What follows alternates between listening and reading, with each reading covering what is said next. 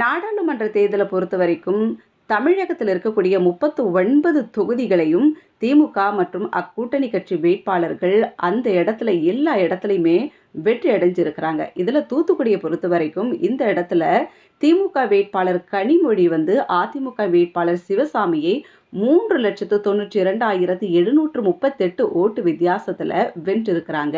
அதே போல் கோவை பொறுத்த வரைக்கும் திமுக வேட்பாளர் ராஜ்குமார் பாஜக வேட்பாளர் அண்ணாமலையை 1,17,561 ஓட்டு வித்தியாசத்தில் வென்றிருக்கிறாரு.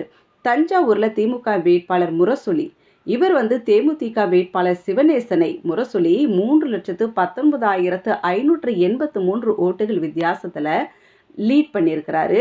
கள்ளக்குறிச்சி திமுக வேட்பாளர் மலையரசன் இவரை பொறுத்த வரைக்கும் பார்த்தீங்கன்னா 53,754 ஓட்டு வித்தியாசத்தில் அதிமுக வேட்பாளர் குமரகுருவை வென்றிருக்கிறாரு.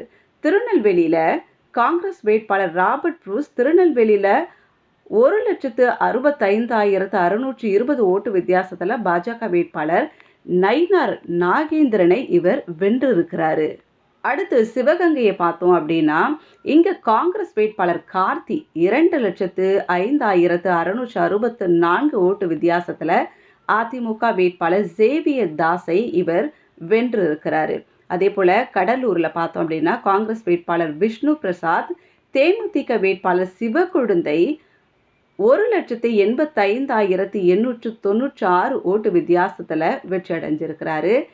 திருச்சியை பொறுத்த வரைக்கும் மதிமுக வேட்பாளர் துரை வைகோ, அதாவது வைகோ அவர்களுடைய மகள் துரை வைகோ, அதிமுக வேட்பாளர் கருப்பையாவை மதிமுக வேட்பாளர் இவர் 3,13,094 ஓட்டு வித்தியாசத்தில் வின் பண்ணியிருக்கிறாரு.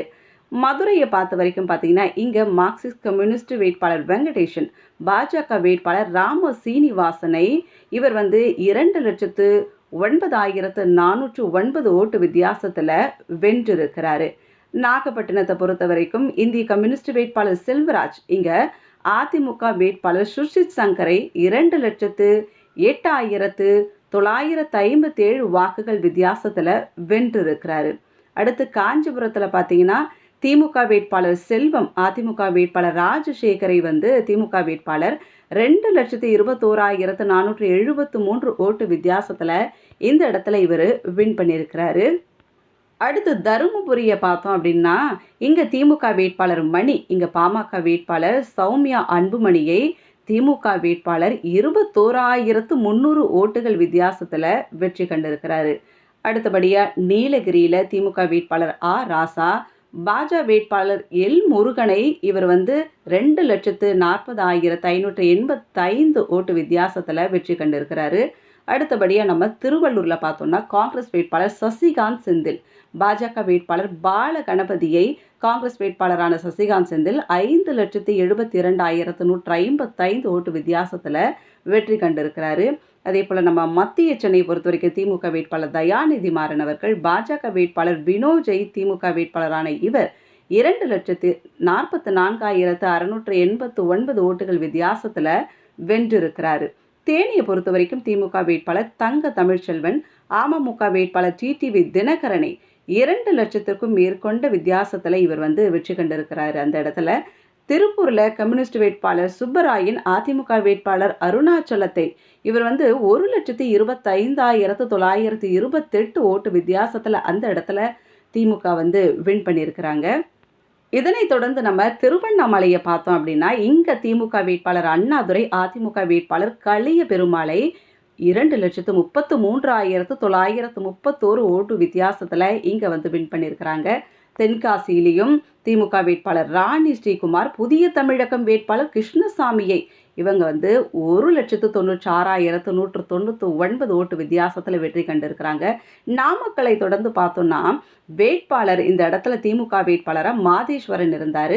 அதிமுக வேட்பாளராக தமிழ்மணியை இவர் வந்து மாதேஸ்வரன் 29,112 ஓட்டு வித்தியாசத்தில் வெற்றி பெற்றிருக்கிறாரு. பெரம்பலூரை பொறுத்த வரைக்கும் திமுக வேட்பாளர் அருண் நேரு அதிமுக வேட்பாளர் சந்திரமோகனை இவர் வந்து 3,89,107 ஓட்டு வித்தியாசத்தில் இந்த இடத்துல திமுக வென்றிருக்கிறாங்க. அப்படியே நம்ம இவங்களை தொடர்ந்து ராமநாதபுரத்தை பார்த்தோன்னா இந்த இடத்துல இந்திய யூனியன் முஸ்லீம் லீக் வேட்பாளர் நவாஸ்கனி சுயேட்சை வேட்பாளர் ஓ பன்னீர்செல்வத்தை இவர் வந்து 1,66,782 ஓட்டு வித்தியாசத்தில் வென்றிருக்கிறாரு. ஓ பன்னீர்செல்வம் இந்த இடத்துல தோல்வியை தழுவி இருக்கிறாரு.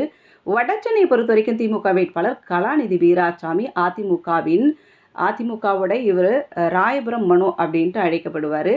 இவர் வந்து 3,39,222 ஓட்டு வித்தியாசத்தில் மனோகரனை வீழ்த்தியிருக்கிறாங்க. விழுப்புரத்தை பொறுத்த வரைக்கும் விசிக வேட்பாளர் ரவிக்குமார் அதிமுக வேட்பாளர் பாக்யராஜியை 70,703 ஓட்டுகள் வித்தியாசத்தில் வெற்றி பெற்றிருக்கிறாங்க. இந்த இடத்துல வேலூரை பொறுத்த வரைக்கும் திமுக வேட்பாளர் கதிர் ஆனந்த் பாஜக வேட்பாளர் ஏசி சண்முகத்தை இவர் வந்து 2,15,702 ஓட்டுகள் வித்தியாசத்தில் இந்த இடத்துல வெற்றி கண்டிருக்கிறாங்க. தொடர்ந்து நம்ம ஸ்ரீபெரும்புத்தூர் பார்த்தோம்னா திமுக வேட்பாளர் TR பாலு அதிமுக வேட்பாளர் பிரேம்குமார் இவர் வந்து 4,87,029 ஓட்டுகள் வித்தியாசத்தில் இந்த இடத்துல வெற்றி களம் கண்டிருக்கிறாங்க.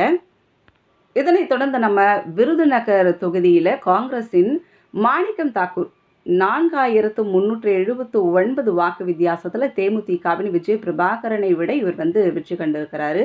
அந்த இடத்துல விஜய் பிரபாகரன் வருவாருன்னு எதிர்பார்க்கப்பட்ட சூழ்நிலையில் அவர் வரலை.